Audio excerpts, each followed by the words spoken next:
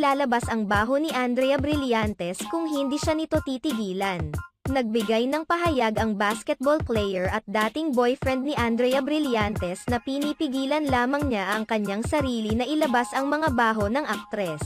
Subalit, kung hindi pa rin umano siya titigilan ng mga pang-iintriga at pambabatikos dahil kay Andrea, baka iisiwalat na umano niya ang mga bagay na hindi pa alam ng publiko patungkol sa aktres. Sa isang panayam sa radio show na Marites University, inagrereklamo si Richie Rivero kung bakit siyang pinalabas na masamang tao matapos ang paghihiwalay nila ni Andrea. Kasi ayoko na and sinabi ko yan sa kanya paulit-ulit. So, I am the bad person here for not telling the public that I am single. She asked me not to let people know muna kasi baka masira ang image niya tapos nung hindi ako pumayag magkabalikan, sisiraan na ako bigla, paghihimutok ni Richie.